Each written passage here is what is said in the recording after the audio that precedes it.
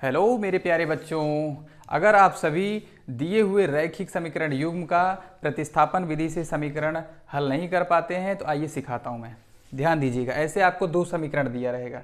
अब आपके पास ऑप्शन है कि यस का मान टी के पदों में या तो टी का मान यस के पदों में निकाल लीजिए। जैसे अगर मैं लिख सकता हूं यहाँ पे समीकरण एक से मैं क्या लिख सकता हूं, यस इज इक्वल टू क्या लिख सकता हूं मैं, यस इक्वल टू लिख सकता हूं 3 प्लस टी। क्या लिख सकता हूं 3 प्लस टी।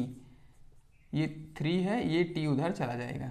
ये माइनस वाली वैल्यू जब बराबर के उस पार जाती है तो प्लस वाली वैल्यू हो जाती है। तो आप टी प्लस 3 लिखिए चाहे 3 प्लस टी लिखिए, बात एक ही है। ठीक है, आगे बढ़िए। अब इसका मान आप क्या करेंगे, उठा करके समीकरण 2 में रख देंगे। समीकरण 2 में रखिए जरा यस के जगह पे। यस के जगह पे जब हम लोग रखेंगे 3 प्लस क्या रखेंगे टी रख दीजिए, बटे में क्या है 3 है, क्लियर, और क्या है प्लस टी बटे में 2 है, इक्वल टू 6 है। इसी को हल कर लीजिए। इससे क्या होगा, अगर दो वेरिएबल रहेंगे तो समीकरण हल हो नहीं पाएगा। इसीलिए हम लोग क्या किए, यस का मान टी के पद में निकाल लिए। यहाँ पे टी पहले से है, ये भी टी वाला हो गया, दोनों टी वाले हो गए, कैलकुलेट हो जाएगा आराम से।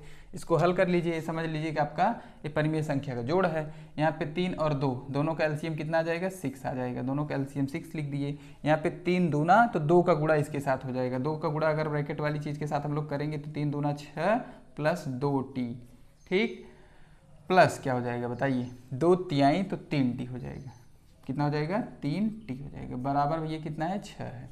ठीक है, अब क्या होगा, ये 6 बटे में है तो इधर चला जाएगा गुणे में, आ जाएगा हमारा 6 प्लस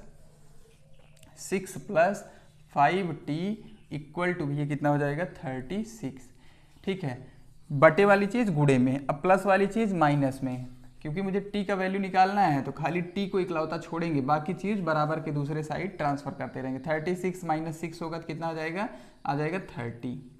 t इक्वल टू कितना आ जाएगा भैया, 30 बटे में 5 करेंगे, काटेंगे तो कितना आ जाएगा 6। t का मान आपका निकल गया। ठीक है, यहाँ लिखिएगा कि समीकरण 1 से यस का मान इतना आया, फिर यस का मान समीकरण 2 में रखने पर हमारा टी का मान प्राप्त हो गया। अब यही टी का मान आप लोग किसी भी समीकरण में रखिए, चाहे इसमें रख दीजिए चाहे इसमें, आपका यस का भी मान आ जाएगा। आपके पास क्या है, आपके पास है yes minus T equal to 3 है, क्लियर।